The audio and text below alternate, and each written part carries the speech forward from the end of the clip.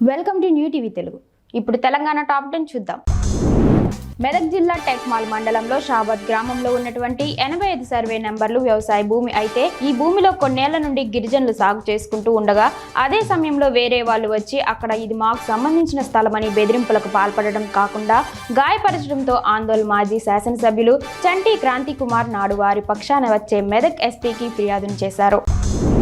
ప్రధాని మోడీకి తెలంగాణపై ఉన్న కక్షను ప్రజలు ఊహించలేదని రేవంత్ రెడ్డి విమర్శించారు. మోడీ ప్రభుత్వ వైఖరి ఈ బడ్జెట్తో స్పష్టంగా అర్థమైందని చెప్పారు. లోక్సభ ఎన్నికల్లో రాష్ట్ర ప్రజలు బీజేపీకి 8 సీట్లు ఇచ్చారన్నారు. వారి వల్లే మోడీ ప్రధాని కుర్చీలో కూర్చున్నారని తెలిపారు. రాష్ట్రానికి జరిగిన అన్యాయానికి బాధ్యత వహిస్తూ కిషన్ రెడ్డి వెంటనే మంత్రివర్గం నుంచి తప్పుకోవాలని డిమాండ్ చేశారు. కేంద్ర బడ్జెట్లో తెలంగాణకు నిధులు కేటాయించకపోవడం పట్ల కరీంనగర్ మాజీ ఎంపీ బోయినపల్లి వినోద్ కుమార్ తీవ్రంగా ఖండించారు. ఈ సందర్భంగా ఆయన మాట్లాడుతూ కేంద్ర బడ్జెట్లో తెలంగాణ రాష్ట్ర పేరు ఎత్తలేదని అన్నారు. పక్క రాష్ట్రమైన ఆంధ్రప్రదేశ్కు కోట్ల నిధులు కేటాయించారని మరోసారి కేంద్ర బడ్జెట్లో తెలంగాణకు దగా వేశారన్నారు. బడ్జెట్ సాధనకు కేంద్ర మంత్రులు తెలంగాణ ఎంపీలు కృషి చేయాలన్నారు. అధికారిక పర్యటనలో భాగంగా కరీంనగర్ జిల్లాకు వచ్చిన స్టేట్ ఫైనాన్స్ కమిషనర్ చైర్మన్ మాజీ ఎంపీ సిరిసిల్ల రాజయ్యను Congress OBC cell chairman Puli Anjaneyulu Goud ఆధ్వర్యంలో R&B అతిథి గృహంలో మర్యాదపూర్వకంగా కలిసి శాలువాతో సత్కరించారు. ఈ కార్యక్రమంలో జిల్లా కాంగ్రెస్ నాయకులు రామిడి రాజిరెడ్డి, పోతుగంటి శ్రీను, లింగంపల్లి బాబు, ములుగూరి రాజశేఖర్, రాజిరెడ్డి, కనకరెడ్డి తదితరులున్నారు. ఢిల్లీలో తెలంగాణ కాంగ్రెస్ ఎంపీల సమావేశం నిర్వహించారు. కేంద్రం ప్రవేశపెట్టిన బడ్జెట్లో తెలంగాణకు జరిగిన అన్యాయాన్ని నిలదీసేందుకు కార్యాచరణ రూపొందిస్తున్నారు. ఆంధ్రప్రదేశ్ విభజన చట్టంలో తెలంగాణకు రావాల్సిన నిధులు, హక్కుల కోసం పోరాటం చేయాలని ఎంపీలు నిర్ణయం తీసుకున్నారు. ఈ కార్యక్రమంలో భువనగిరి ఎంపీ చామల కిరణ్ కుమార్ రెడ్డి, నల్గొండ ఎంపీ కుందూరు రఘువీర్ రెడ్డి పాల్గొన్నారు.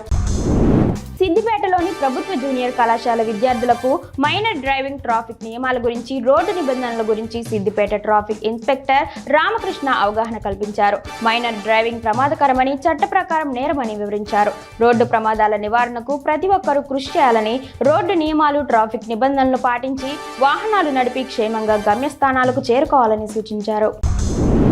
కాంగ్రెస్ మేనిఫెస్టోలో ఉద్యమకారులకు 250 గజాల ఇంటి స్థలం అసెంబ్లీ సాక్షిగా హామీ ఇవ్వాలని తెలంగాణ తొలి మలిదశ ఉద్యమకారుల సమితి డిమాండ్ చేశారు. హైదరాబాద్ బషీర్ బాగ్ ప్రెస్ క్లబ్ ఏర్పాటు చేసిన విలేకరుల సమావేశం నిర్వహించారు. వారు మాట్లాడుతూ తెలంగాణ తొలి మలిదశ ఉద్యమకారులకు గుర్తింపు పత్రాలు ఇవ్వాలన్నారు.